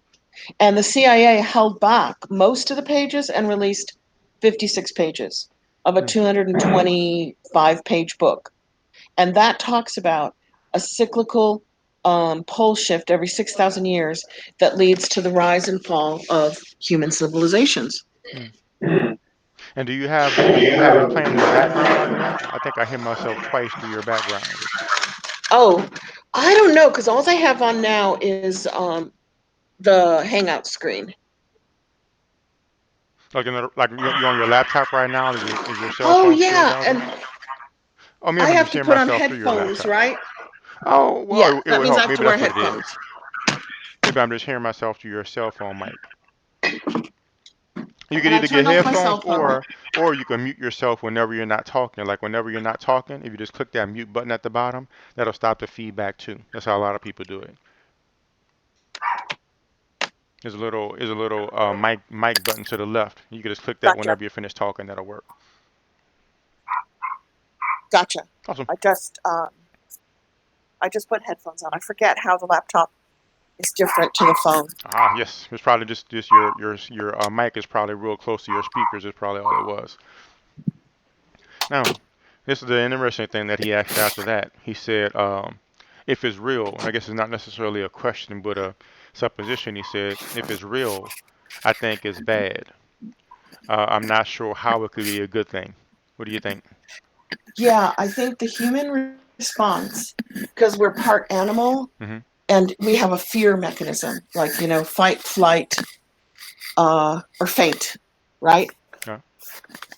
And I think if we don't understand something, we immediately go to fear and say, let's stay away from it. Hmm. And that's natural. That's preservation of the species. So I'm not putting that down. I'm saying that's a natural reaction that we have to things that we don't understand. Hmm. Um, I don't know. I don't see the Mandela effect as harmful or hurting anybody, but if it's a product of something else that's bigger that's going on, I don't know. It's like, is it a bad thing that civilizations may rise and fall? I don't know. If you step out of the context of being a human in the moment and say you have reincarnations and you come back again and again and again, then it's not a bad thing. Hmm. How so? Because of reincarnation. Well, I think you only live one life. You wouldn't want that life to end because of a pole shift, a magnetic pole shift. But if you think you're immortal and you have unlimited lives, then a pole shift would just be one of your experiences, Okay. right? So I guess it's the perspective that you approach this stuff from, and I'm very, very esoteric, and I know that we survived the death of our bodies because of the NDE, right? I know that I was alive and conscious. Hmm. Watching the NDE at the beginning of the show, explaining that, so I don't have a fear of death. Death is a cycle, like seasons are cycle, and the sun has a cycle, and the earth has a cycle. And life has a cycle. You're born, you live, you die, but that's not the end of it. So that would give me less fear and more curiosity about the Mandela effect. I'm like, wow, this is really cool. What is it? Hmm. What's causing it? Hmm. I'm a little bit more curious about it than fearful of it. And as far as the reincarnation aspect of it, um, so So I mean, basically, you're saying, I guess not necessarily the reincarnation, but I guess the societal reincarnation maybe, but like every 6,000 years, your position is that the pole shifts and like the civilization is wiped out. Like when you were saying you don't want to die from a pole shift, you're saying like that like wipes out society and then it starts over again every 6,000 years. Yeah, that book by Thomas Chan showed through geological records how the pole shift, the magnetic shift can occur every 6 to 10,000 years. You know, Mm-hmm. sometimes it seemed to take a longer period of time, which doesn't make sense. If it's because there's a planet out there that comes around every 6,000 years, that would make sense. Okay. It wouldn't like then suddenly come around every 10,000 years, or like some people talk about the second sun, Nemesis, coming around they speculate every 26,000 years because that's the precession of the equinox. Hmm. So, I mean, for us to go all the way around the galaxy is a huge amount of time. It's like 240 million years, Okay. galactic years. So that's well beyond our comprehension of how many human societies would exist in that period. So then they look at the record of writing, and you've got the earliest writing used to be Sanskrit, and now they're saying it's cuneiform. Studied cuneiform in the 90s. They were speculating that it was 6,000 years old, and now the Oxford Library, which has the largest amount of cuneiform deciphered, it's Mm-hmm. online. You can go to the Oxford University Library and read the cuneiform tablets yourself. Um, Oxford in in Georgia. in England, Okay. Oxford in England, Hmm. and now they're saying they're only 4,000 years old. Hmm. So they're making them, and then Go I can't say it. Gobekli Tempe. That dig that they're digging out of the sand in Turkey. They say they can date that to 12,000 years ago, but they haven't found any writing. So because the earliest, well, then you've got the caveman hieroglyph or paintings. What are those called? Petroglyphs. Mm-hmm. Those are dated back 10,000 years, 12,000 years, etc. But there's something that indicates that society, all religions have a flood. All religions have a great flood. Our flood in the Bible comes out of the Sumerian clay tablets story of Gilgamesh. And Abraham spent a lot of time in Babylonia, Babylon, whatever. Mm-hmm. And so a lot of Sumerian myths made their way into the Old Testament because they came from the Torah and the Talmud. So if the whole world and all the religions at the same time report a great flood, and the earliest recording civilizations we have are about 6,000 years, a lot of people date that flood to about 6,000 years ago. Hmm. But they're opinions, we don't know for sure. And Okay. I don't know that I believe everything, I'll change my mind based on what I read tomorrow. Okay.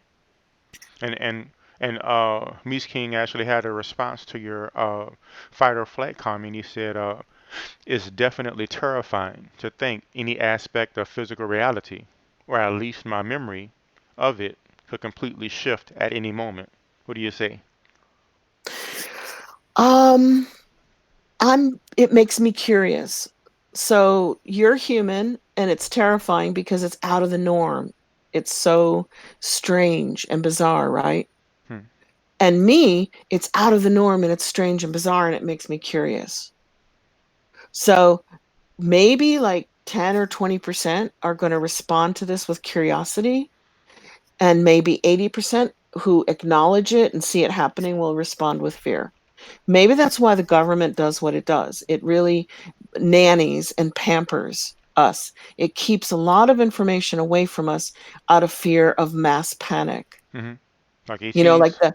yeah, exactly. The ET UFO phenomenon, Ancient Aliens has basically disclosed aliens are real and have been watching the Earth for many, many years. And now suddenly, for 2 years, mainstream media is doing disclosure. Have you caught any of that, Daryl? Have you Mm, seen? yeah, I have noticed in that it was something recently on a mainstream channel where this pilot, of course, it's not anything really you know good, but this pilot caught this UFO on its little gun camera. So I thought that's pretty interesting. The mainstream media That's it. showing They this. released the Army, no, the Air Force, right? Mm-mm. Air Force released all that That's video correct. of It was a UFOs. military plane. That's correct. Yeah, yeah. So they're doing disclosure. The first disclosure I saw from mainstream media started on Fox News with Nick Pope in December 2016. And I was like, whoa, Fox News doing aliens are real. And Mm-hmm. then boom, I've read it about it in The Hill. which is a Washington Insider magazine, highly respected. Hmm. I've seen it on CNN, MSNBC, Washington Post, New York Times, no, New York Post, and they do a lot of alien stuff anyway, so maybe that doesn't count. So I feel like the government's trying to disclose, yeah, aliens are real, and they're doing it now because people already think they're real. It's Hmm. like not going to send America into a panic, right? We're not going to panic because aliens are real and they're watching us. The Phoenix Lights, right? Yeah. What do you say, Max? I don't know how long you've been listening. Do you have any questions or comments on the topics at hand? The Mandela effect or ancient civilizations? I know we still here. Maxwell Smart popped in. Maybe I can go to the YouTube channel and I can see the chat then instead of just seeing the Hangout screen. I could try. You say you're on your laptop now? Yes, you can go there, or I can I'll I, go there. Don't okay. worry. So, I'm surprised you can't see it. So yeah, I guess that's right. I All just you see got to it. do is go to the YouTube video and just mute the YouTube video, and you can pop Yep. out the chat, so you can have just the chat. Like if you click the little three buttons on the right, you can pop it out. Cool. That's pretty much what I do. I'm going to follow your instructions. Oh, yeah, I have to mute it. Sorry. And that's really for I you see because it. you'll be hearing I double. got it. Awesome. Yeah, And I you got see it. the little three little whatever they call those things, Aristotle, I think, the three Maxwell together. Smart. Oh my God, I love that show. That's a TV show. Yeah, it was in the 60s and it was funny. He was a CIA agent or something like that, and he was just really stupid and it was so funny. Maxwell Smart. It Hmm. was called Get Smart. And he says he's noticed UFOs and aliens are becoming more popular not only with mainstream media, but with science and religion. What do you say? Yeah, isn't there a Mandela effect, Maxwell, where they added aliens into the Bible now? I haven't read it, but people tell me that the word aliens is now in the Bible. Hmm, that's interesting. Mm. Search online and see one moment here. They said they changed a lot of words, like they added sofa and couch Oh, I see. instead of mat and You're not talking about like bed. the King James version, but like a updated version, you mean? No, I think they changed the King James. I think it's all the Bibles. You got to go into the King James because otherwise, if it's a modern Bible, Hmm. they could change all the words to make it easier to That's right. read. Yeah. Yeah, I definitely sense, like you do, Maxwell and Daryl, Here comes that the Maxwell now, by government the is way. coming forward with that secret UAP program, remember? And it supposedly ended in 2012, and they secretly studied aliens and aircraft. But I think a lot of that we've back engineered, and I think, like MUFON says, the TR-3B is definitely ours. I've Hmm. seen 4 of them over the Everglades in Florida, and there's an Air Force near Miami, so I think the black triangles are ours. Hmm. And welcome, Maxwell. Maxwell joined just now. Yay. Hey, what's up? No, I don't. I've just noticed, like, I don't know. Remember back in the '80s that television show V, when where the Oh alien yeah, race? I remember V. I like Yep. that Yeah. show. And then all of a sudden, uh, aliens and UFOs. Like after that, I think they're using it as a judgment, as like a tool to get an idea of how the population will react. Hmm. I agree. Because it seems like everything disappeared after for a while, and then it slowly, gradually increased. Now there's UFOs and alien TV shows all every day of the week. It seems like on television, Yeah, for sure. and Like a yeah, and by litmus test. religion, I just by religion. I don't know about the Bible thing, but I know the Vatican came out and said that there's possibly life on other worlds or something to Yeah, that effect. NASA came out and said there's it's called the many worlds theory, right? Didn't NASA come out as well as the Vatican and say we believe that there's must be life on nearby planets? Yeah, I think so. Science is leaning towards that it would be pretty improbable for Earth to be the only you know planet like it is in existence. Do you, Like in the movie Maxwell, do you Contact. remember do you guys Daryl, I don't think you're in your 50s, are you? You're young. No. You're young. So I don't think you might have seen Carl Sagan in Cosmos in the 70s. No. He said there was life on other planets. Do you remember that, Maxwell? A little bit. I mean, the 70s, I wasn't. The 80s is more when I was starting to get into stuff. So the 70s, I'm not really, I was more into cartoons. Yeah. So Carl Sagan said it back in the 70s and nobody believed him or listened to him. You remember what he said? Like, not exactly, of course, but his general statement? Oh, yeah. He had this weird way of talking. Have you guys ever heard him talk? He would go billions and millions. He'd talk really funny when he said billions and millions. And he said, with all the billions of galaxies Oh, and billions of planets out there must be life. I think I saw that clip More online intelligent before. and less intelligent. Yeah. Yeah, pretty interesting. Out of body experiences is what I got into that about 7 years ago. Lucid dreaming, and I was into all this lucid dreaming stuff, and I think I got what's that when you can't sleep or it feels like you don't sleep? Narcolepsy? Yeah, Insomnia? Oh, insomnia. insomnia. Yeah, Okay.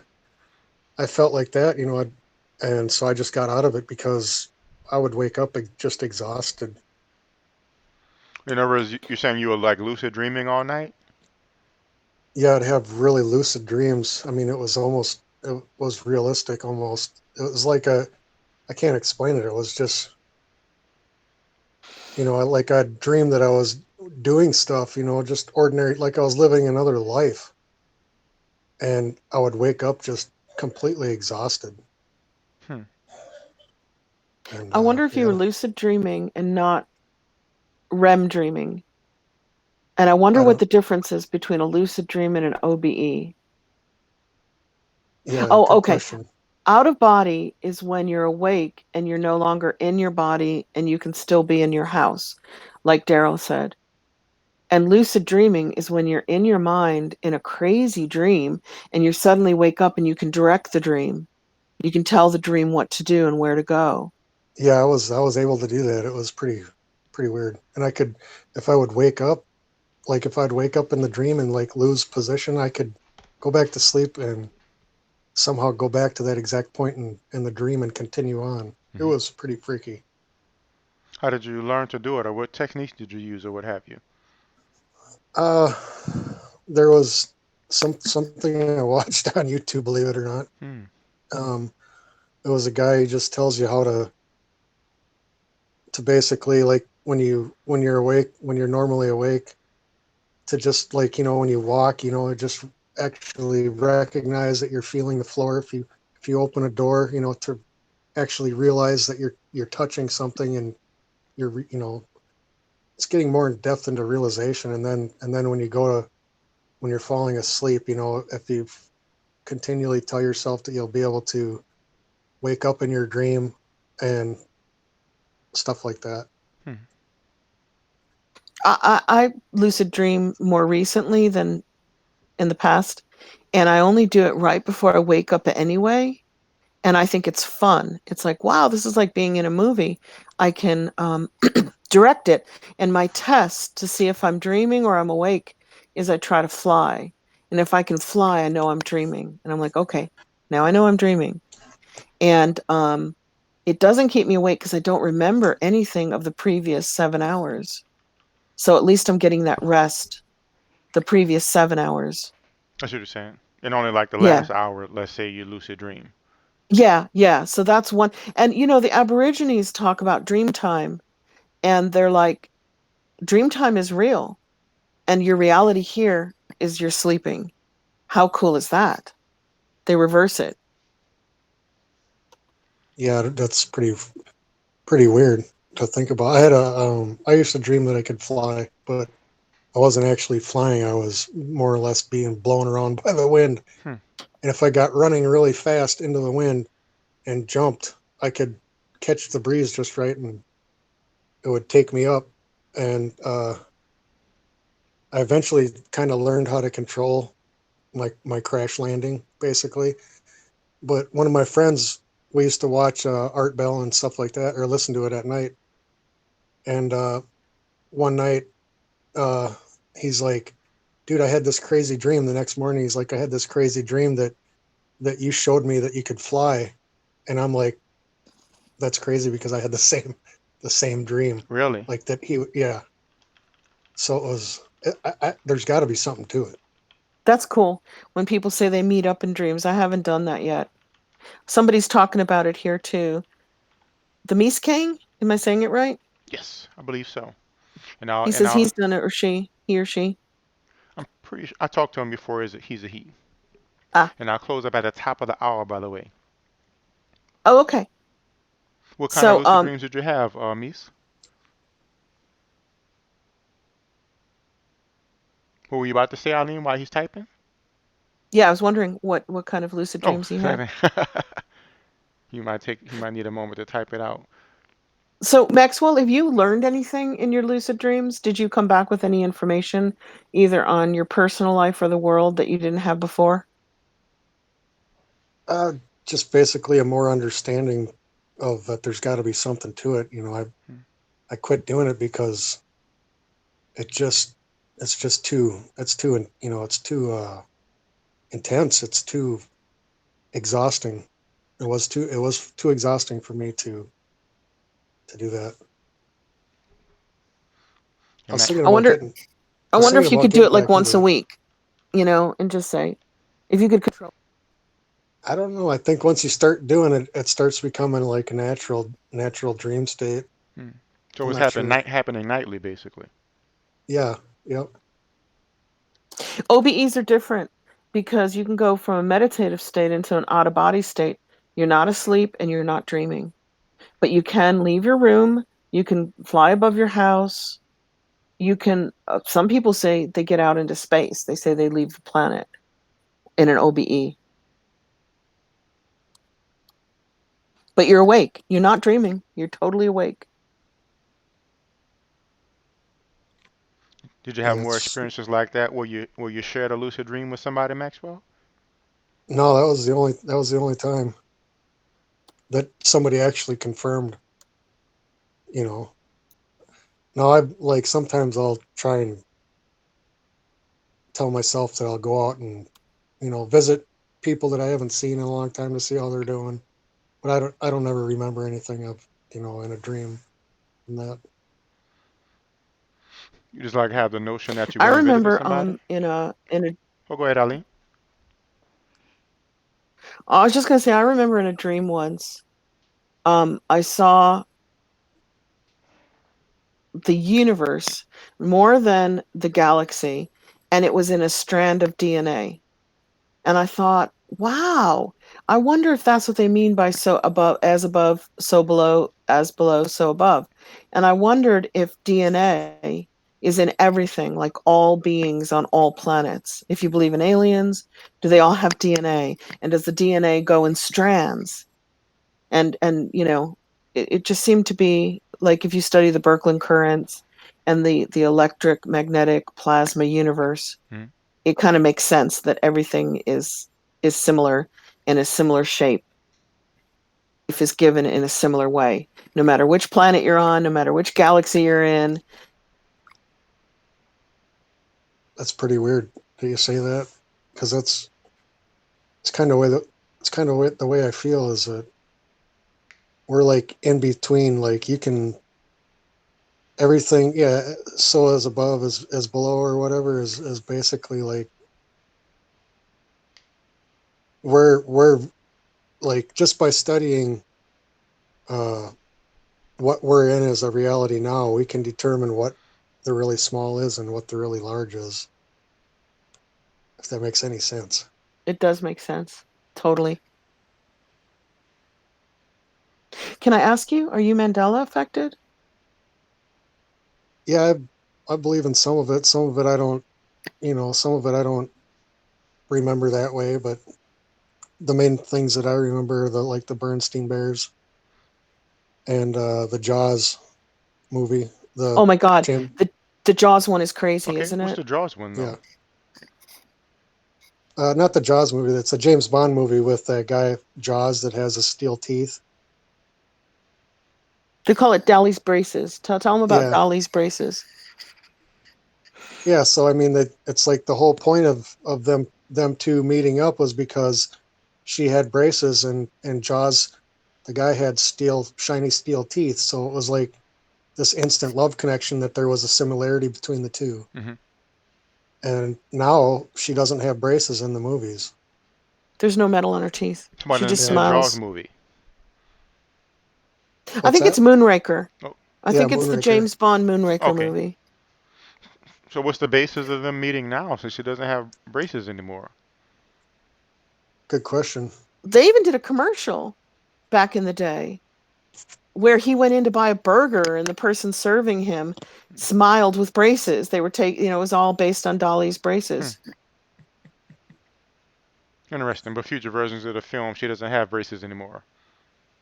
Yeah, Right. all versions of the film. If people had it stored in their Mm. house and they saw it in the 70s or the 80s or the 90s and she had braces, if they watch it now, she doesn't have braces. I That's got what you. gets me about the Mandela effect is it doesn't just change the online copy, it changes all copies, but there's still residue. If you search, you can find evidence of how it used to be. Like what? Residue. Like what kind of What, Daryl? evidence? You have to search hard for it. There's like Facebook accounts and YouTube channels called Mandela Effect Residue Hunters. I That's mean, all like they do is they what look form does the residue everywhere. take? I'm saying. Oh, it could be an advertisement in a book, a movie Mm. poster. It could be like a hallmark. Okay, one evidence of residue. And residue means that the way it used to be left residue in our current reality, and it's not that way anymore. It's a great word, whoever came up with it. And there are hallmark ornaments of Darth Vader. And if you push the button, he goes, "Luke, I am your father." Now, if you look at all the movies, he says, "No, I am your father." And if you listen to the James Earl Jones YouTube videos, he voiced Darth Vader. Mm-hmm. He goes, "And when I read that line, 'Luke, I am your father,' I was hooked." So the James Earl Jones interview is residue. The Hallmark ornament is residue. Mm-hmm. But in all copies of the movie, it no longer says that. It always says no in the movies now. Yep. Hmm. Yep. It always says no. Yeah, the C-3PO leg too. Say it You know, again. I don't. The C-3PO where he supposedly had a silver leg. You know, back then Okay. he was all gold. You know, For me too. yeah, in my remembrance, he was all gold. C-3PO was all gold. You know, now they're saying that he had a silver leg. I remember all gold. You know, and I was into Star Trek. You know, I mean, C-3PO was my favorite character. Hmm. Star Wars. Yep. Sex in the City, Sex and the City. That's a big one for a lot of people, Mm. but What was it's the a small original one? change. Hmm? What was the original one? Originally, it was Sex in the City. And if you watch on YouTube, there's lots of residue of them winning awards. Sex in the City, Sex in the City. But you say it fast, it might sound like Sex and the City. Hmm. Now it says it's always been Sex and the City. Yeah, like Chick-fil-A too. That's one.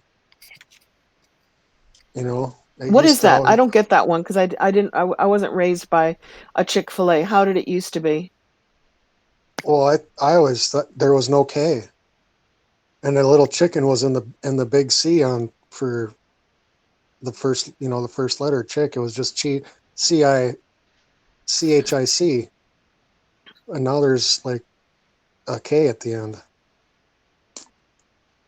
That's a big one for a lot of people. What about the Bible? Do you guys know your Bible quotes like when the lion shall lay down with the lamb? Yeah, yeah. I specifically remember that. Now it's the wolf. Yeah, now it's the wolf. I'm okay with Mm. wolves. A lot of people are going, "Ooh, wolves, they're evil and you have to watch out for them." And I'm like, "No, wolves are okay." Well, my question is why are if it's wolf and the lamb in the Bible, where are these movies Oh, your line is starting to really like? drop out. Say something Yeah, one is more it time. better? I was just wondering why Okay. like the representation is lion and the lamb through like some titles and stuff like that, you know. There's so much artwork online with the lion and the lamb. There's So, so much residue. That's like crazy. so it used to be lion and the lamb, but now it's lion and the wolf. Wolf and the lamb. Wolf and the lamb. I got Isaiah, you. Isaiah, right? In Isaiah Mm, I think so. I'm familiar with the verse 11:6 a little bit, but or Isaiah 6:11, and when the lion shall lay down with the lamb, and it's when the wolf shall sit, or no, when the wolf shall dwell with the lamb. That's in the King James Bible that people check. Yeah, there's I'm some big okay with it. I'm religious okay with the changes. there's some big religious people that are really like flipped out about that whole deal. That's sad because there's a lot of videos where they say it's the end of the earth, it's the apocalypse because mm, those lines are changing. interesting. Well, guess people make anything into end of the world thing. Yeah, extreme fear, extreme fear. But then again, we're partly animal, and like when things change, I guess it's scary. You feel like your survival, there's a threat to your survival because everything around you is changing. Yeah, I don't know. Hmm. It's weird. Have you ever seen the movie The One with Jet Li? Oh yeah, the one. I love No. that movie. Yeah, so like if you were to imagine like see this is what I think. I mean, not 100%, but I think it could be something like to that effect where like like a we live in a quantum reality where like there's an infinite number of views and every path that you've ever taken and done, and you're moving through space time in this quantum reality like in a representation of the one. And for some reason this some of this stuff is like merging together.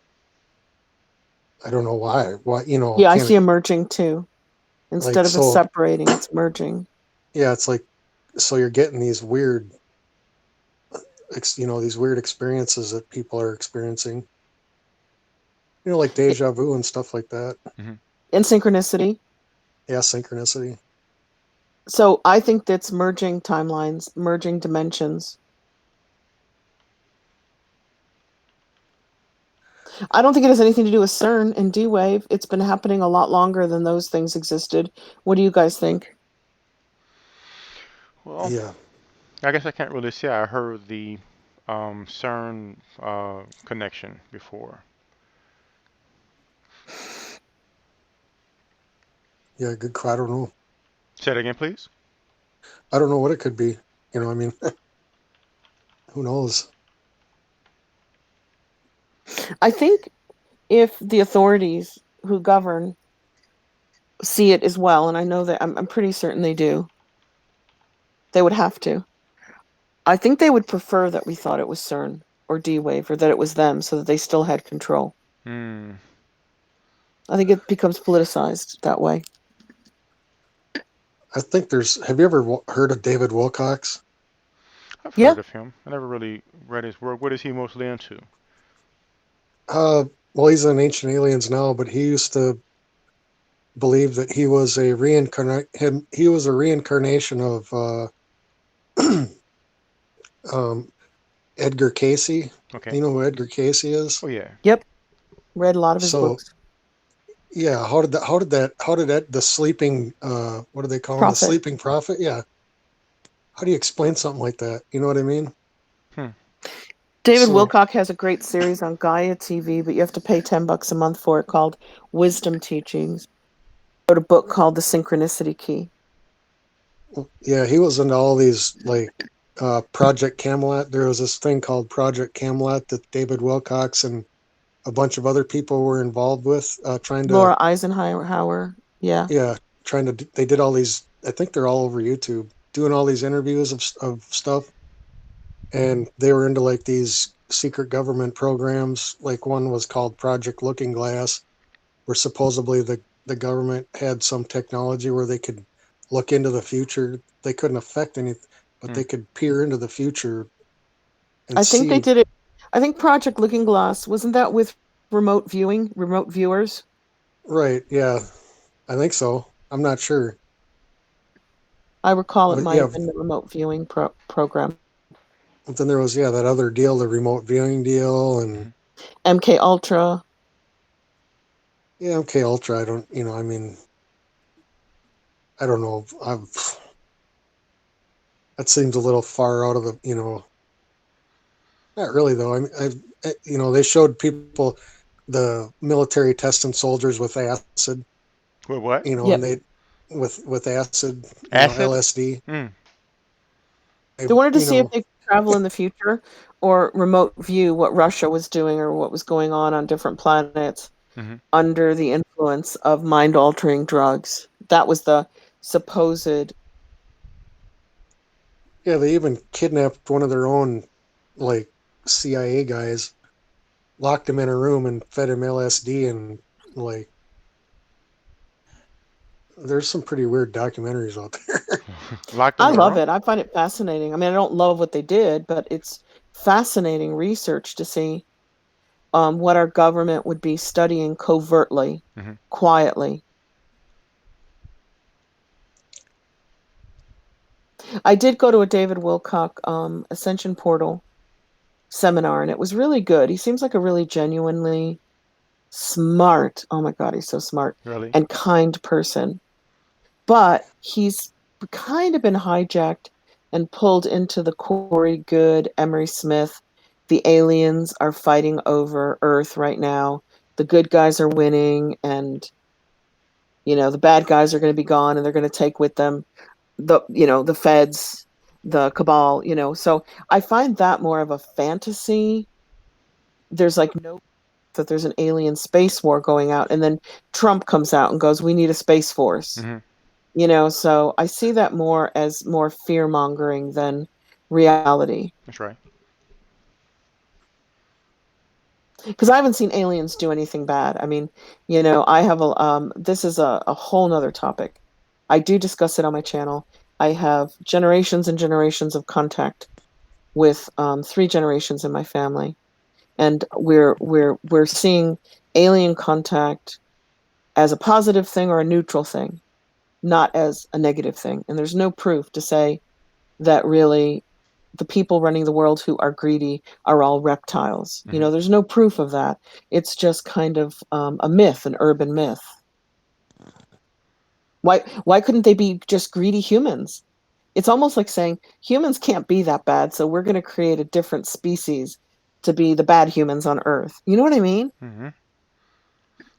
Did you ever What? see that movie? I guess it wasn't really a movie. It was a TV series called Childhood's End. No. Oh, Child Childhood's childhood's End. end. Yeah, yeah. It's about Uh-uh.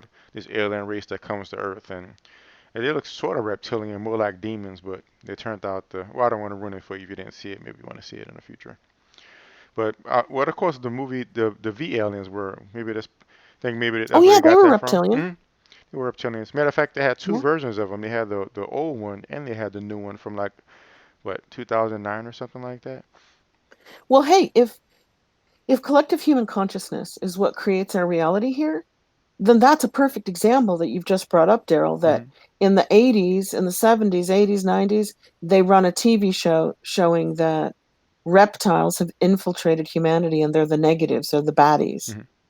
And then fast forward 40 years, and people actually believe that the bad humans on the earth are reptilians. Mm. It's kind of seeding the subconscious mind of the collective. Hmm. Possibly. Have you seen that new? It's not new, but I mean, but that it only lasted one season. It's called Brain Dead. As a I saw TV the show? movie. Yeah, Hmm. it's a TV show. It's called Brain Dead. It came out like in 2015 or 16 or maybe 17. I'm not sure. It only lasted one Hmm. season. Interesting. It No. What it was that, though? is What was the premise? aliens I just infiltrating the government. I just feel like we know our okay, this is going to sound bad, but it's not good for channels to be talking about this stuff, if you want to stay on YouTube. I just feel like we know that there are greedy humans working in banks and authoritative positions in the world who do things that we would not do, that we would not consider moral or ethical. Mm-hmm. And I just think it's wrong to blame that on aliens. And a lot of people are saying, no, really, they're alien. Because, God forbid a human would ever be greedy or dominant or oppressive. So I think that benefits the powers that be, because who can fight an alien? They're smarter than you, they're stronger than you, Mm-hmm. they're wiser than you. But if you think they're just humans, yes, they can be replaced. Yes, we can overcome it. You know what I mean? Because Mm-hmm. they are us and we are them, and it can be fixed. So I see the promotion of in our pop culture that the aliens are bad and the humans are good is really not serving us. And Miss King says, by the way, he says, I believe in angels and demons. Not sure about ETs, but there is definitely other sentient life forms than just humans. What do you say? I I think would that's have really to agree. nice. Hmm. Yeah, because a lot of people are calling aliens demons now Okay, on YouTube. Have you guys seen that? I have seen that. I think that's a nice perspective, to say that there can be other life out there and it doesn't have to be demons. Hmm. Well, he says he believes in angels and demons, but he doesn't necessarily believe in extraterrestrials. Oh, gotcha. I thought you were saying that you don't think ETs are demons.